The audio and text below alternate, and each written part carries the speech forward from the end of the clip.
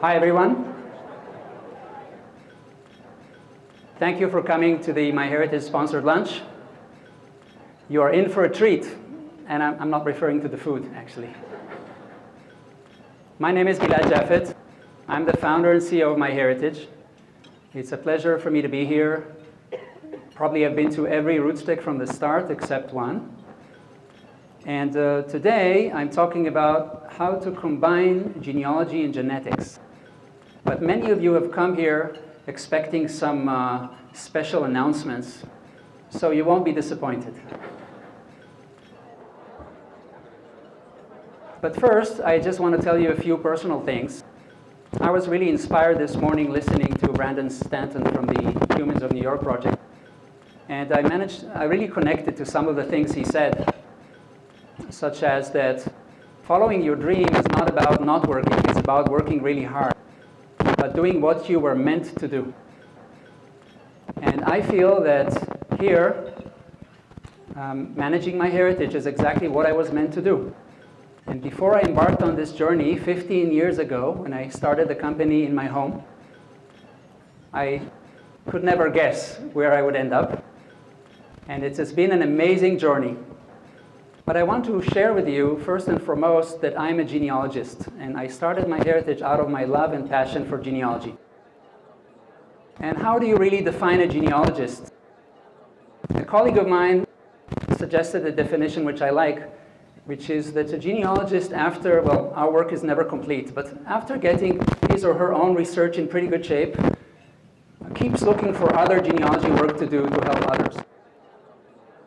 And so I want to share with you an interesting story as a warm-up before I get into the hardcore features about an opportunity I had recently to do genealogy and to help a friend. And this friend, you can see his picture, is Rani Markovich. He's an old friend. He was with me in the army. And then our ways parted, and have not seen him for maybe 20-odd years. And suddenly he connects to me on Facebook. And he sends me a friend request, and I approve it. And he writes to me that he's very proud of me, and he's watching me from afar. And he has this crazy idea that maybe I could help him solve a mystery that has been plaguing his family for 70 or 80 years. And that is the quest to find the lost brothers of his grandfather. And he said, if you can write it, I translated, that this is going to be based on tiny fragments of droplets of information in his possession.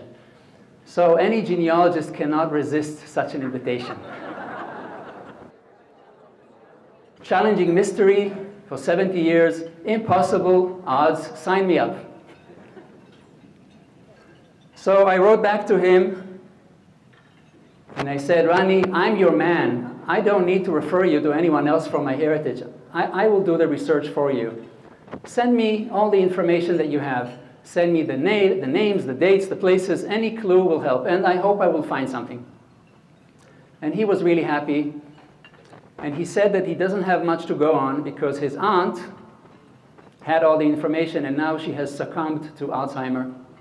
So he's going to provide me very little information. And so the quest is to find the lost family, the lost two brothers of his grandfather, Sheftel Baskin. Now, this Sheftel was a very interesting person. Born around 1900 in Belarus, he had a very hard life because he was a Zionist, and he was encouraging and advocating for Jews to build a homeland in Israel. And this was outlawed in Russia and Belarus at the time, Russia. And so he was hunted down by the KGB, and he was arrested, and he was deported into Siberia. And then when he kept doing what he was doing, he was deported further and deeper into the depths of Siberia. And he kept doing what he was doing, and he was arrested multiple times until they had no idea what to do with him.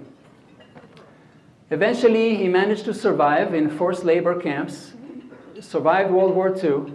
After many hardships, he came to Israel. And then tragedy struck him, and his son, who was enlisted to the Israeli army in the War of Independence in 1948, was killed after a week or two in the war. So he lost his son. And then he changed his last name to honor his son. It was Sheftel Baskin, after his son Tzvi.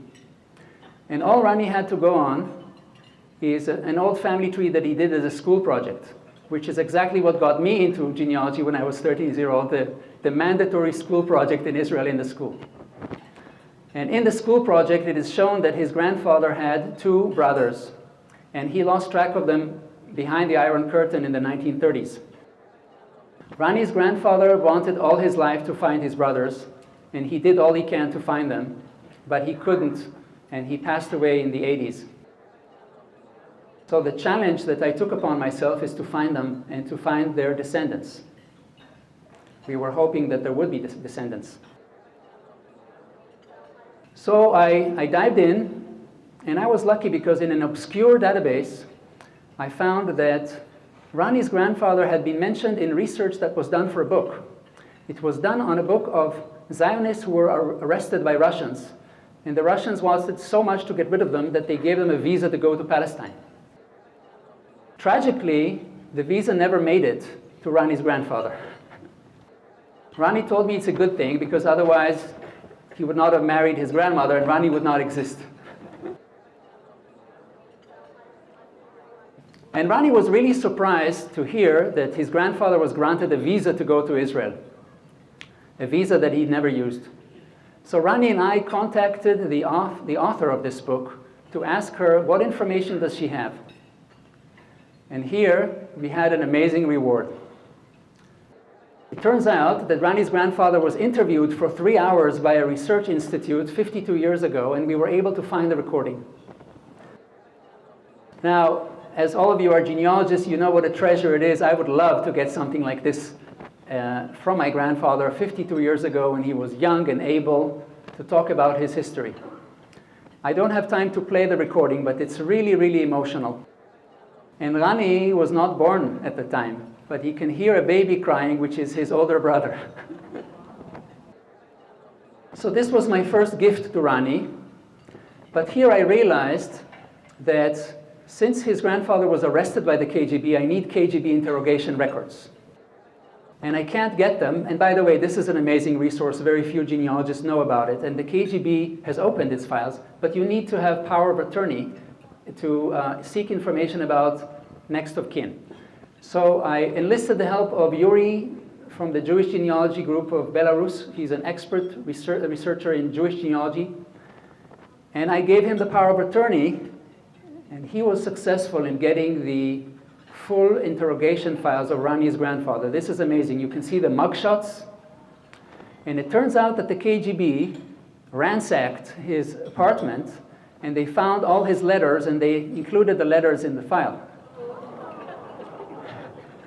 including love letters from his girlfriend, who ended up later to be Rani's grandmother. So this is another gift that Rani received on the way. Absolutely fantastic. Now, in the interrogation, he provided the full address of his 2 brothers that we are now looking for. It turns out that one brother died at a young age, and so we are now seeking one surviving brother. Using the information from the KGB archives, we managed to find the gravestone of the brother. His name is Piotr or Peter Baskin. And the most important thing is that we found out who organized his burial. That's the brother's daughter, Galina Linnik. And we had her married name, which is fantastic, because go find a maiden name, 50 years later, very difficult. So I had a name of Galina Linnik last seen in 1961 in St. Petersburg in Russia. How the hell do I find her? So I looked everywhere, and I could not find any trace of her. And then I said, maybe I'm lucky, I'll find her on Facebook. Now, it's not trivial to find her because she would be in her 90s. So I go into Facebook, and I'm not lucky because Galina Linnik is a popular name, and there are hundreds of profiles looking at me called Galina Linnik. Some of them are in Russian, but I can read Russian. So I do what a stubborn genealogist does, and I go into each and every one of those profiles, one by one, until I suddenly luck out. I'm looking for somebody very, very old. So I'm ignoring all the gorgeous-looking young girls until I find the right one. Introducing Galina Linnik, the right one. because when I read her posts, I can see that she's mentioning names from the family. And she says that she's from St. Petersburg, Russia.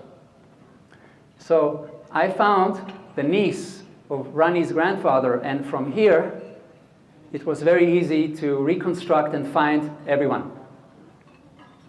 Lost family found, and the brother had 3 daughters, and 2 of them are living today in the United States. And so as a genealogist, what's the happiest thing you get to do? Send somebody a good news email. Hey, I did it. So I'm sending Rani this email, and he's ecstatic. He told me he could not sleep all night. And he breaks the news to his mother because his grandfather is on the maternal side. And he's just so sorry that his aunt is with Alzheimer's and she cannot celebrate the news. And then, around a month ago, they reunited in the United States, and I'm happy to share with you a few moments of their reunion.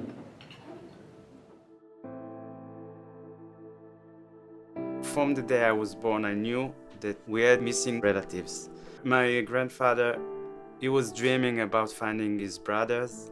He knew that they were alive when he left Russia, but he was unable to find them. When my father and my uncle was younger, they lived together. But when he go to the study university and another, my father go to Leningrad, Nina father go to Ukraine. In the Second War, when Germany came, my father took all his children and my mother and goes to another place, Tashkent, and then they separated. When my father died, Rani, my son, wanted to know what happened. My brother saw an interview with, I think, with Gilad from MyHeritage, and then the idea maybe I can use them as a project to help solve this mystery.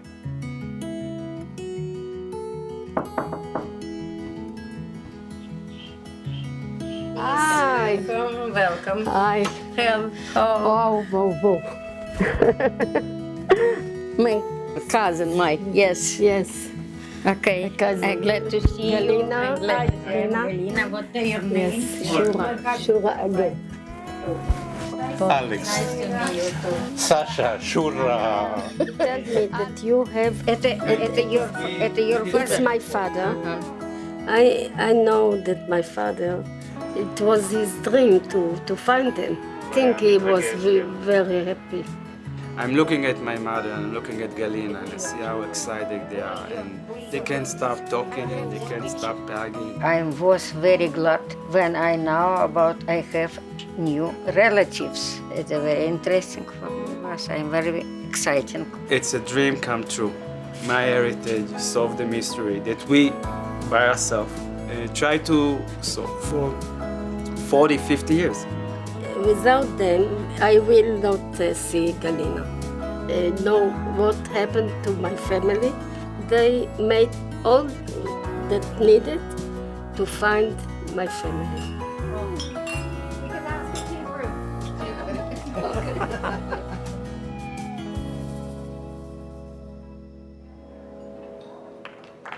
Thank you.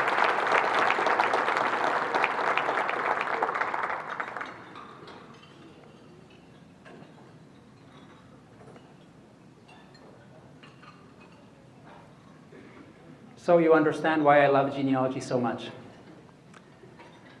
From the reunion, Rani brought back this picture. These are 2 photographs of the 2 brothers, but they were now reunited after 100 years from the time they were taken. Rani's family had his grandfather's picture, and Galina had her father's picture, and you can see that they were taken at the same place, at the same time, in the same studio, more than 100 years ago. And Rani emailed this to me and he said, "This is my victory picture." These photos were separated through war and hardship and siege and the Israeli Independence War and the Bolshevik Revolution. And finally, after more than 100 years, they were reunited.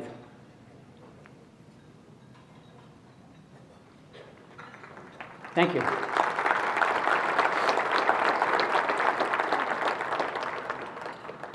Okay, let's get a bit into business now.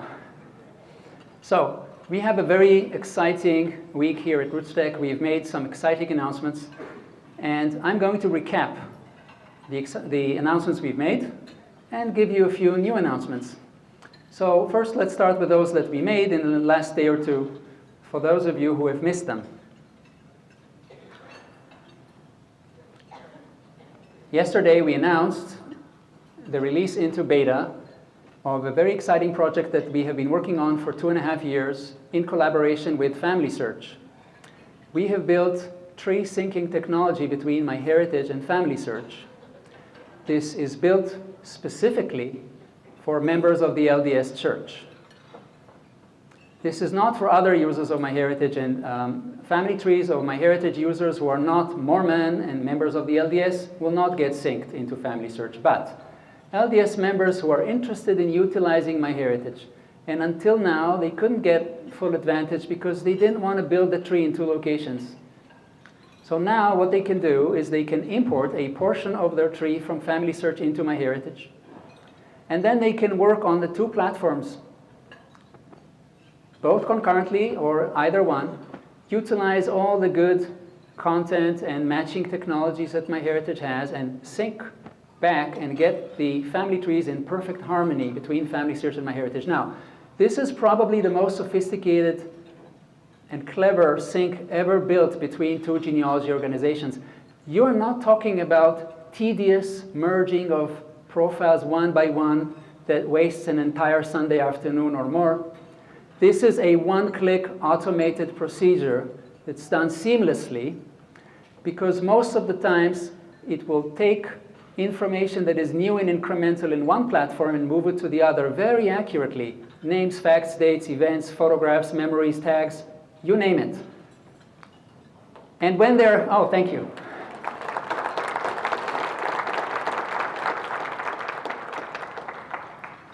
When there are conflicts, it will prefer the FamilySearch version. It will give you very elaborate logs showing you exactly what it did. After every sync, you get an email with everything. So now you can use both platforms without any compromises and grow your tree. And this is a big win-win for the users.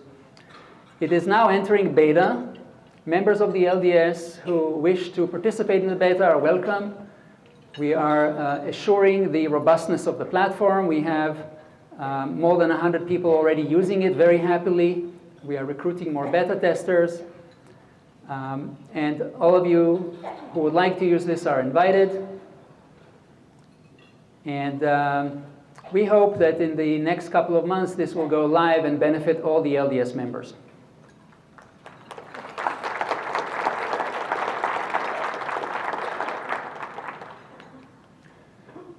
I hope you watched the keynote where my colleague Aaron presented the wonderful project DNA Quest that we are initiating today. A huge pro bono project for MyHeritage to help adoptees reunite with their biological family. And we are launching it together with amazing people who are, most of them are in this room, who are experts in genetic genealogy and adoption, who are helping us make sure that we do this project right and that we are able to assist people in interpreting their DNA results, in access to DNA angels, and any other professional and emotional support that they need. I'm very thankful to C.C. Moore and Blaine Bettinger and Leah Larkin and many others on the advisory board. Thank you so much for your help.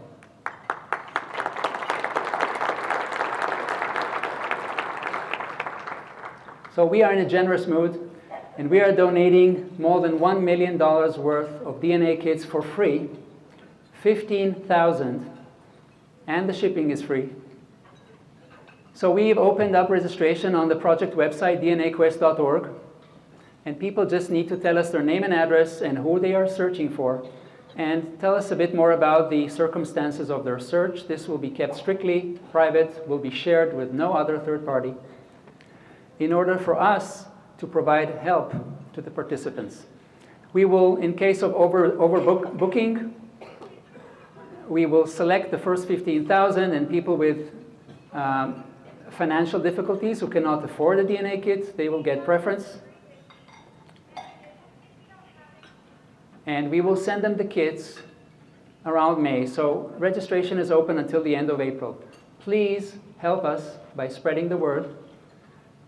Tell the people you know if they are adopted or seeking an adopted loved one that was placed in adoption many years ago, that they now have a free way to find their loved one and be matched against the database of 1.25 million people already on MyHeritage that's growing by thousands every day. And of course, they can use the MyHeritage tools, some of which I'll be talking about shortly. And they can also export the DNA data out of MyHeritage and upload it into GEDmatch and other locations to maximize their chances. So this is a wonderful project. I hope it will make a difference in people's lives. And please help us by spreading the word.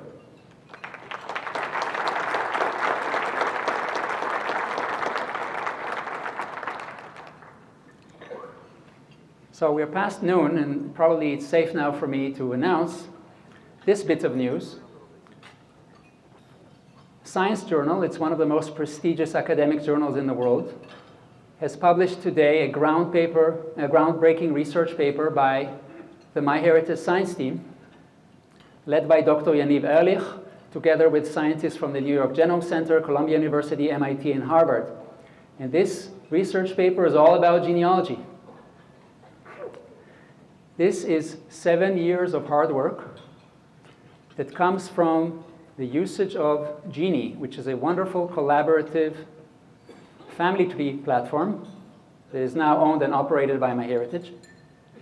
And for the purpose of this research, the scientists downloaded public information from Genie, they anonymized it, and they cleaned it, they cleansed it.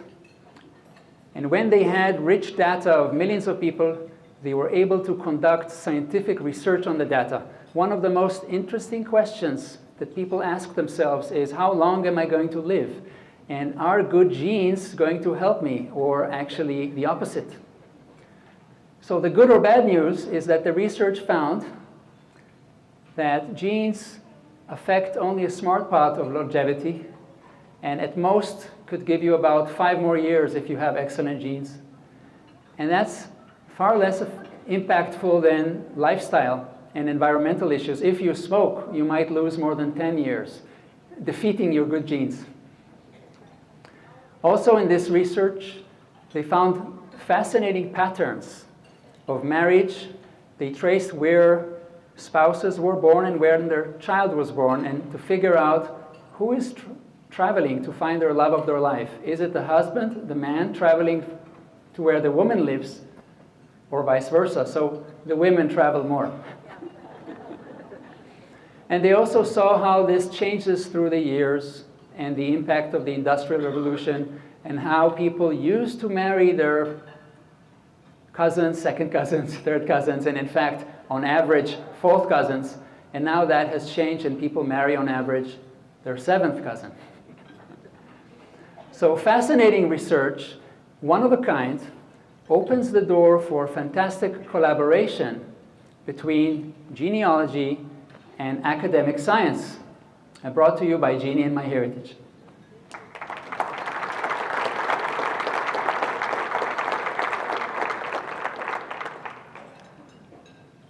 So now it's time for a few spoilers. My colleagues will forgive me if I'm telling a few secrets, but everything will be announced anyway at RootsTech. So what is it, a day or two between friends? First thing I want to say is that we deeply care about genealogy. And you can look at the CEO to understand why. And genealogy means we continue to invest heavily in genealogy, in family tree tools, and in historical records, and not forget about everything and do only DNA. Of course, DNA is really important, but it's the combination of genealogy and DNA that is so powerful. So in this vein, on Saturday, we are releasing 3 super major collections of historical records coming to MyHeritage. The first one is the UK 1939 Register, which until now has been available only on Find My Past. This is the best census-like collection for England and Wales between 1911 and 1951, with about 33 million records and about 8-9 million more that have privacy protection and will be unlocked in the next few years. And that's available on MyHeritage as of Saturday.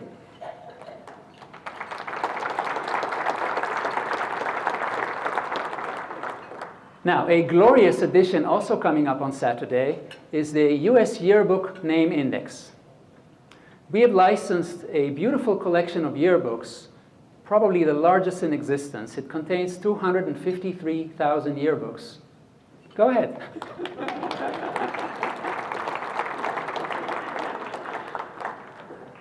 Now, we were not content with just publishing this collection on MyHeritage, because you know yearbooks, they're a kind of book. So it lends itself to doing OCR, optical character recognition, and then just publishing it like a free text collection where you can search for names in the collection. But searching for names in a free text collection is inconvenient because it doesn't catch synonyms and spelling. You need to know exactly the spelling of whomever you're searching for. And it's hard to get automatic matching to family trees. So I took some of our smartest engineers and I assigned them to invent new technology in order to make the most of this yearbook content. And they developed 4 separate technologies to enhance this content, and you will enjoy the fruits of that on Saturday onwards. So what we did is we did name extraction to automatically find all the names and put them in a structured database so that we have first name, last name, middle name, and we can use synonyms and translations and match that to family trees. Then we did picture detection, and then we did name and photo association so that we can find who is in every photo. And then we did grade detection to differentiate between faculty and students, and who is sophomore and freshman and senior, so we can calculate the approximate year of birth. Now, we are genealogists, so you will see circa year of birth and not a precise year of birth. So all this has resulted in a magnificent collection of about 280 million names found only on MyHeritage that is going to be matched to the trees. You can search it even not in your language. I searched for my sister in Hebrew, and we were living in Berkeley, California for 1 year. When I was 8 years old, I went to school. And my sister was a sophomore, and so it found her yearbook. And that's awesome, because I told her about it. She became so nostalgic. That was 40 years ago. And now she's looking at all her old classmates. The collection is from, what does it say? It's hard for me to read. 890-ish to 1979.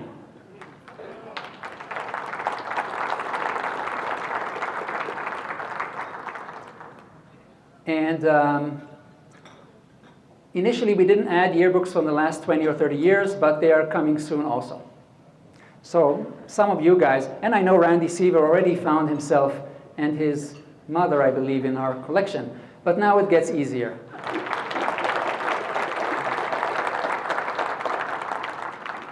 And there have been complaints about maiden names, so the pedigree view is purely maiden names.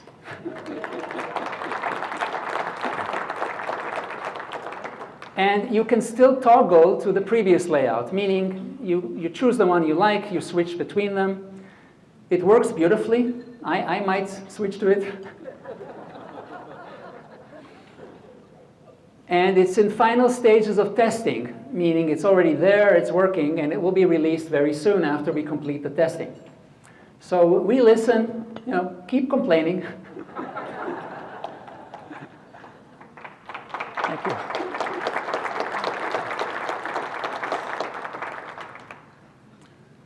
Okay, I want to talk a bit about how genealogy and DNA and genetics can work hand in hand to bring family history research into the next millennium. As I see it, the future of genealogy is really genetic genealogy. I think it is really pointless to do genealogy without doing DNA. You are missing out on so much. I know that there are skeptics sitting on the fence and not really sure if it's for them, but trust me, it is. DNA has matured. There are now millions of people tested. More than 15 million have been tested with autosomal technologies, probably closer to 18 million. And there will be tens of millions. And that means that your chances of finding people who are related to you are huge. You will surely get thousands of matches, including surprising ones you didn't know. Now, even if you are a profound genealogist and your tree is mapped fully, 10 generations, don't you want to validate your research? That is surely helpful. So really, the secret is in combining DNA and genealogy intelligently. And for that, you need DNA and you need family trees and you need to connect the two of them. We were able to create our ethnicity model by doing the founder population study, where we were looking at people whose family trees indicated that they were living in the same region and had lots and lots of generations of ancestors, all from the same location. You need family trees in order to determine that. It's much smarter than telling people, come to us if you think that you have 4 grandparents born in the same place. And that's not enough, because you can have a great-grandparent that's immigrated from another place. And so you need that. And there are many challenges still with DNA. A lot of the users get DNA matches and still don't know what to do with them. It's hard. You need to know how to use sophisticated tools. Now, not everybody is a genius and is capable to operate advanced spreadsheets like Tim Jansen. So we need to make this easy and accessible to everyone and to provide a good user interface and no-brainer, simple interfaces so people can make the most out of their DNA matches and combine that with family trees. And we are really working hard to achieve this. This is not just a goal. Now, DNA testing has brought a lot of newcomers to take DNA tests who are not genealogists. So it's upon us to teach them the beauty of genealogy, get them hooked. And a lot of them are getting hooked because suddenly they're getting matches and they're asking themselves questions about their origins, their ethnicity, their legacy. So this is great. Unfortunately, many of these people have not built family trees. So when you get one of those folks as a DNA match, that's kind of difficult. You don't see the ancestral surnames. You don't see the birthplaces. So we have an education challenge to get a lot of the newcomers to adopt genealogy as a hobby. So now, maybe the biggest spoiler of all, I want to introduce to you, for the first time ever, an ingenious new technology developed by MyHeritage. You are the first to see this. Now, it is not yet available on the website. You can't log in this afternoon to use it, but it's coming soon later in the year, and it's already working in the lab. So everything that I'm showing you is actually working. And this technology is called the big tree. In the big tree, what we have done is that we have taken all the data and all the objects on MyHeritage, billions of them, all the data points, all the family trees, all the historical records, all the DNA matches, and we've plotted them on one huge graph that has about 10 billion points and more and hundreds of millions of connections between these points. And we are able to calculate this graph in 1 hour, which is an amazing achievement. Worthy of maybe a clap or two.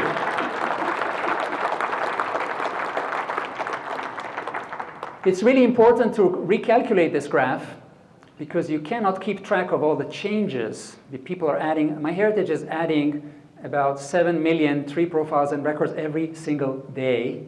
And you can't keep track. So what you do is you just spend an hour and update and rebuild the whole thing. That's what you do.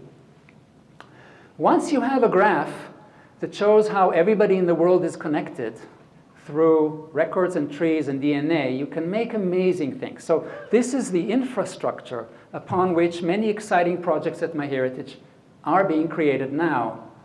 And I will share with you the first one. And I hope he will forgive me, but I borrowed something from Einstein. So we call it the theory of relativity. but it's really the theory of family relativity. And what this technology is meant to do on top of the big tree is to help present you with a paper trail theory to explain a DNA match that you got. So a DNA match can come in telling you that you have a third cousin.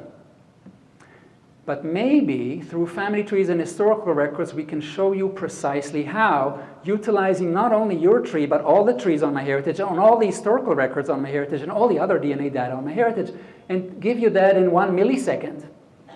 This is exactly what the theory of family relativity is all about, and I will demonstrate it with a few screenshots, I hope, that you can see from this distance. So this is an example. And this is a user, I think, called Steven, and he's getting a DNA match. It's a pretty good match. It's 1.3% shared DNA across 9 segments. And it could mean a whole range of possible relationships.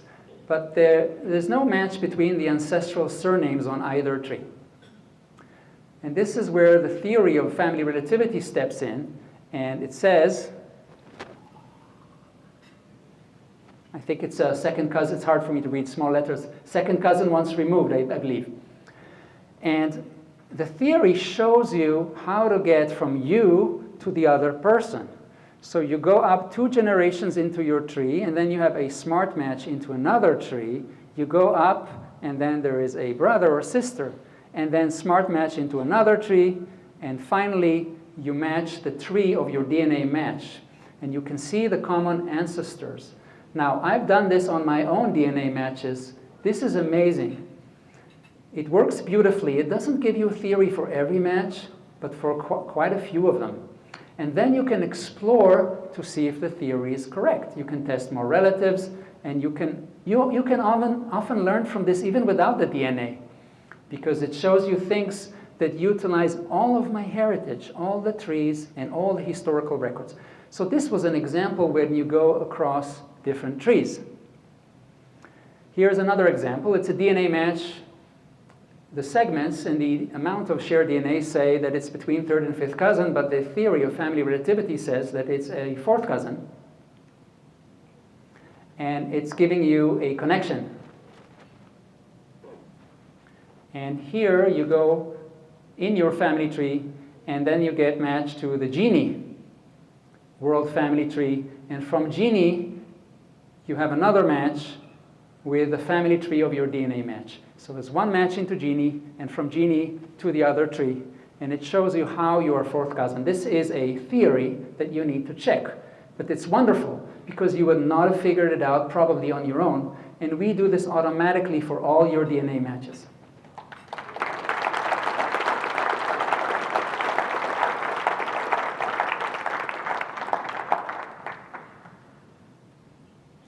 Thanks to our partnership with FamilySearch, the FamilySearch tree is also participating in this technology. So you can have a match between your tree and another tree, and then into the FamilySearch tree, and then, which is also a single tree, and then another match into a family tree of MyHeritage, right into your DNA match. Now, nobody can do this.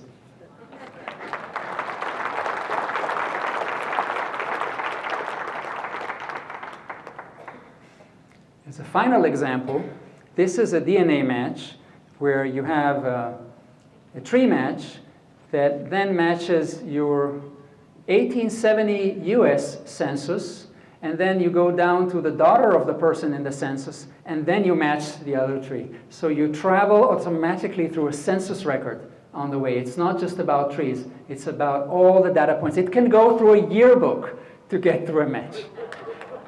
Thank you.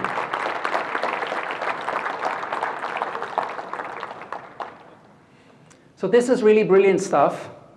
And to summarize it, you will be enjoying this feature later this year. It gives you a paper trail theory to explain your DNA matches based on all the information on MyHeritage. It can even work if you don't have a tree. Now, it does work best if there is a tree stub on each part. But it can work without it, because if you have taken DNA, you can be matched as a person, as a user, with another tree. So we can even overcome the absence of trees, which is amazing. And it's a theory. Check it out. As genealogists, always be skeptical. Thank you.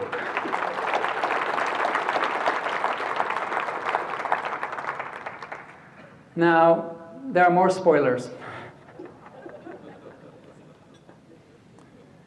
I want to introduce another innovation by MyHeritage, and it's going to be released tomorrow. Now, we've already talked about it, and we had a very successful webinar about it, and fantastic reactions. We've completed this feature, and it's coming tomorrow. And it's the one-to-many chromosome browser.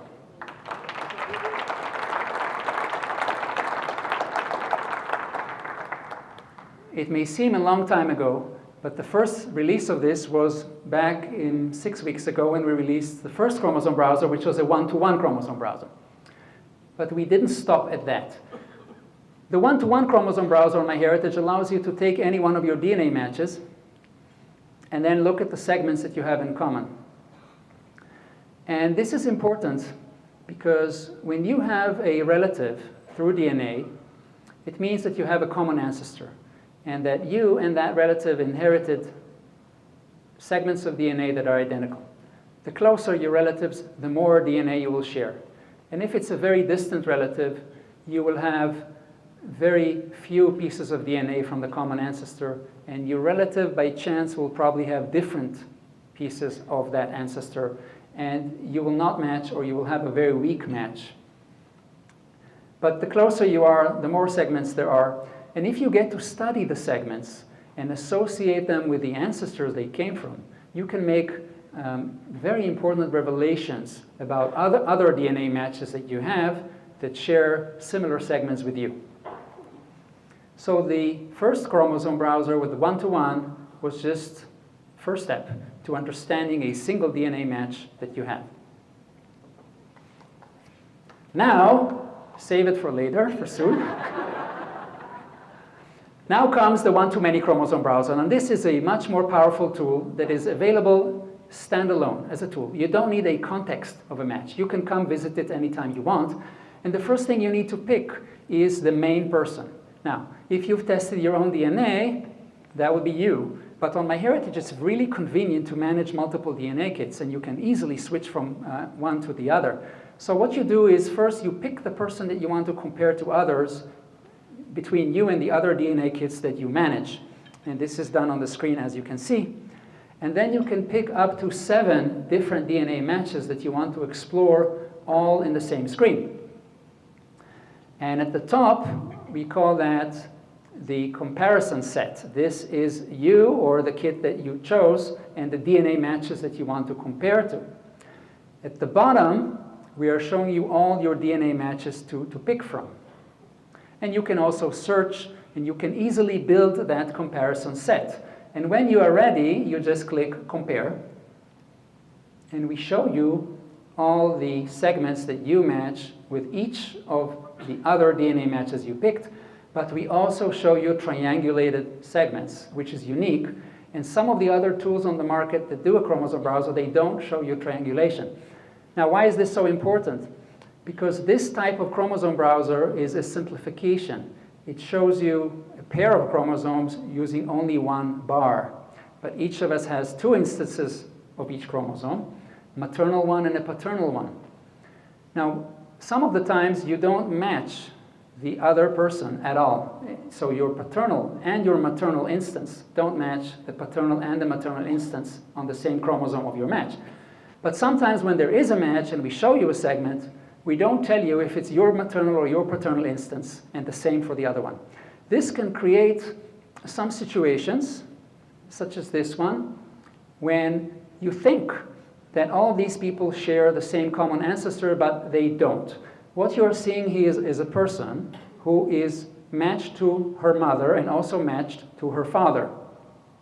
So you have a full match on the entire chromosome with the mother and then with the father, but the father and mother, fortunately perhaps, are unrelated to each other. So there is no triangulation here, and now you can come to the conclusion that the mother, father, and the child don't have the same common ancestor, which is the correct conclusion. But that is thanks to triangulation, because nothing here is triangulated. So the new one-to-many chromosome browser allows you to find when there is triangulation. And when there is, it's a higher likelihood by far that these people are all descending from the same common ancestor. And you can note down which segments this is, and soon we will give you tools to find other people who match you on the same segments. So this is a really powerful tool that allows you to figure out how you are related to your DNA matches. The big tree presented you with a paper trail theory. The chromosome browser helps you build a DNA theory on how you're related to the DNA matches that interest you the most. And we give you advanced options. You can export the triangulated segments or each one of the segments. You can upload them to excellent third-party tools that exist. And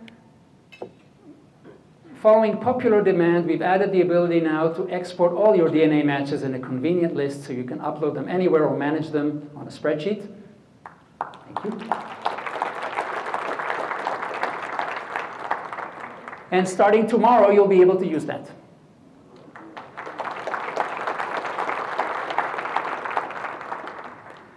On MyHeritage, the employees are considered super users, and we're able to test features before they are released. So I've been using this one-to-many chromosome browser myself for a couple of weeks. It's phenomenal. It has helped me make some breakthroughs, so I'm sure you will really enjoy it.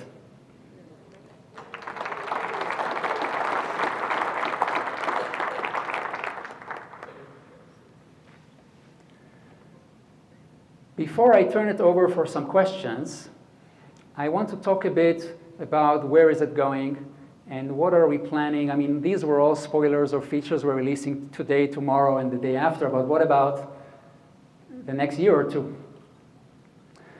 So I think the genealogy, as I said, is becoming genetic genealogy, and you will see seamless integration between family trees and DNA results in ways that you have not seen before.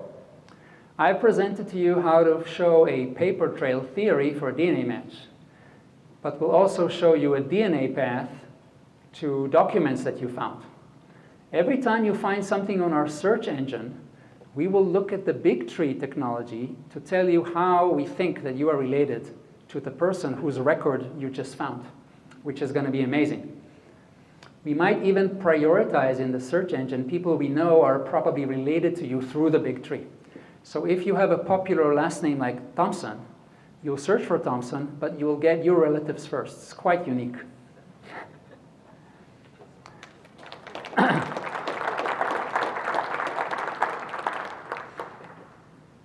But there are still difficult challenges to solve. All of you know a lot about DNA, and you've been seeing TV ads in US television, kind of brainwashing you on DNA. But that has not been the case outside of the United States. So we've conducted a survey in Germany. It turns out that 78% of the people have never heard of DNA testing, don't know what it is. So only 22% have vaguely heard of it. That's quite amazing. Also happy to say that 9% have heard of MyHeritage and 3% heard of Ancestry. That made my day.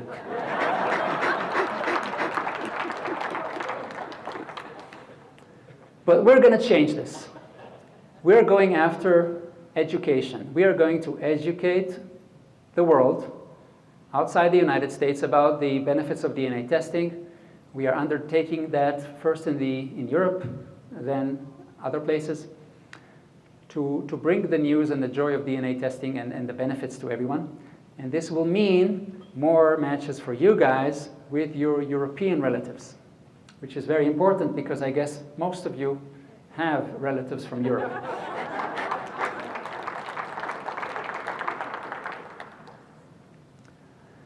And there's an education challenge to get the DNA test takers to create family trees.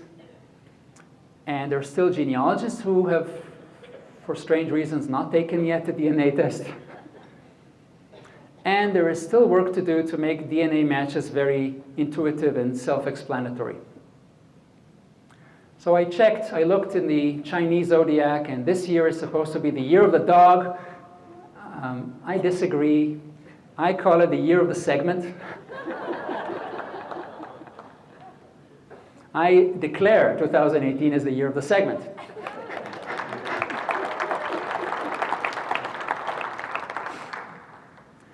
Because these colorful little stripes called segments are a wonderful tool if you know how to use them, especially if you have automatic tools. Now, I am envisioning a future where, imagine what MyHeritage will do. We start from your DNA matches, and let's say that you match a relative of yours, a cousin or a second cousin, who is also in your family tree. A lot of you have done DNA testing also for relatives because it's very useful. It helps you with triangulation and so on. So I think some MyHeritage employees got themselves 20 or 30 DNA kits already. And so imagine that we look at your DNA matches that agree to your family tree. And then we look at your segments that you have in common. If you and your cousin have DNA segments in common, we know which grandfather and grandmother they came from if we trust your tree. So initially we will trust your tree. So we can take those segments and we can automatically paint them for you on your father or mother and also on your grandparents, although in that case we wouldn't know if it's the paternal or maternal instance. Sometimes we know, sometimes we don't. Imagine that we did automatic chromosome painting for every user on MyHeritage automatically and built a huge bank of segments that we know who they belong to. Now that is extremely valuable because if you get a match and we look at some of your segments and we can tell you, we know who they come from and where they are, we can tell you information that has never been accessible before. Until now, you've only been served a DNA match, but now we can tell you about the segments that we found between you and that DNA match. And when we escalate the automatic painting to your ancestors, then we can help you recreate the DNA of your deceased ancestors, which is wonderful. Because if your grandfather died before you had the opportunity to take their test, to test them with DNA, we'll help you reconstruct that DNA and create a virtual kit that you can match with all the other kits on MyHeritage. This is really powerful because the ancient DNA of my grandparents will help me find relatives that are also my relatives, but I am diluted. I don't have 100% of my grandfather, only on average 25%. But now I can get to that 100% and build the kit and match it and find far more relatives that I would never been able to do. So this is what I see in the future, and not too distant future, probably this year.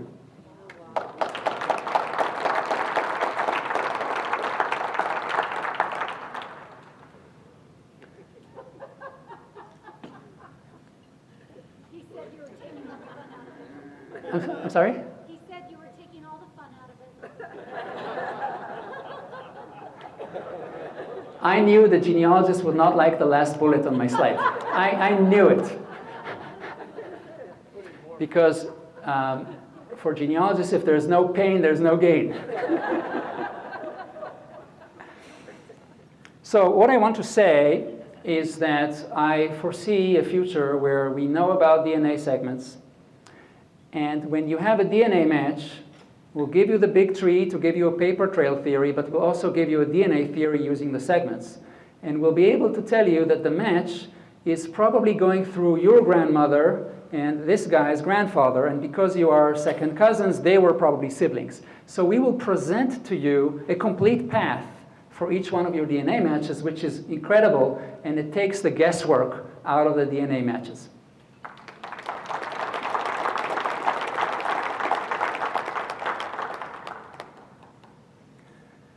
So what does it take to fulfill this future? It needs vision, awesome technology, a huge database that's global. I also want to say an awesome team of engineers and employees.